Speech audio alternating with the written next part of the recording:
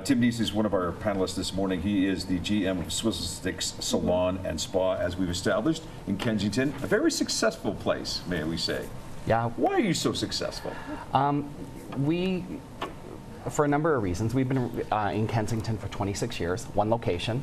We haven't tried to expand and replicate it all over the place, so we concentrate on one place and we've grown in that one place. I think we're successful because we're consistent. We do our own education in-house, and so we have really low staff turnover, and I think that's part of the success.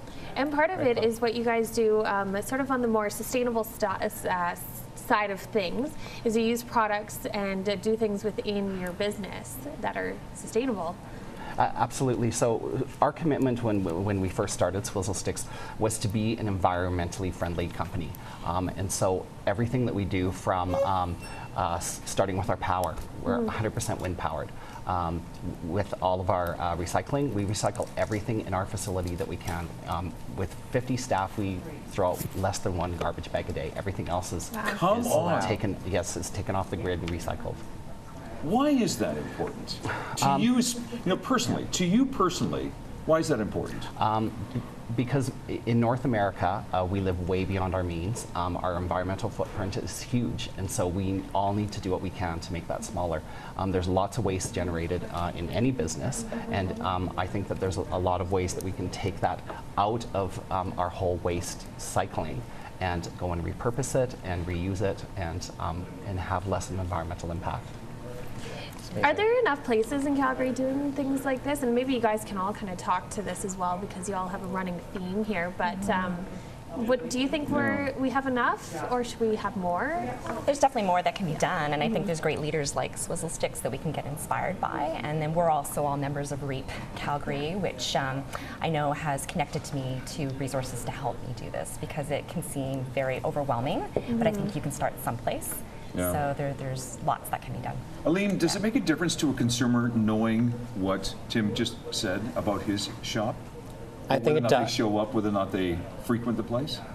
It's, you're going in there for the service and you love the service. If there's an added value where you're making a difference for the environment or you're more conscientious, I think the consumer appreciates that, and people are talking more and more about, protecting our earth and, being sustainable and friendly, like environmentally friendly. So I think that's really great. And having that conversation with your customers is a great way to build their interest in why they should, come to or frequent your particular salon or store. And I think it's great. It's incredible what's happening. Chantal, there's a cost factor, though. I mean, some of these businesses, and Kate asked you a great question about why aren't more people doing this, but there is a cost factor, upfront cost factor. Right. So how do you address that with people who are saying, well, wait a minute, I'm trying to make my bottom line here? Yeah, I would actually say it costs less in the end if you buy you buy less but better quality, be it food, clothing, personal beauty products. It actually costs less overall. You have a greater connection with the things in your life. They will serve you better. So I think we're just consuming too much, like Tim alluded to. So we've gotten, in particular with clothing, we've gotten down this track of fast fashion. Cheaper, faster, more trends every week, and a lot of the stuff we're wearing doesn't even last. So, absolutely. We talk about quality even when it comes down to shampoo and conditioner. You pay more for it, but there's no synthetic ingredients in it. There's no petrochemicals. It's all natural, and it lasts longer. It's more concentrated. So you go to the drugstore and spend $8 in a bottle of shampoo, and it lasts you about a third the amount of time that it would if you have a quality shampoo. And it's going down your drain, and it's being absorbed into your skin, and that's important. There's a cost there that we don't factor into it. Is that something your clients look for when they come in?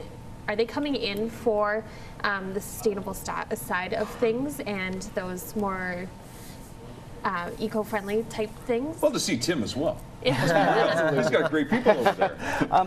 You know, people do. We weren't sure, and so we started asking our guests. And we have, you know, we have a lot of guests that come in just because of our reputation, and then they learn what we're about, and that actually is one of the reasons that they'll keep coming back, we found out. And then we also do, especially through now that we got our voice out and people, we get to tell our story a lot more about how sustainable and environmentally friendly we are.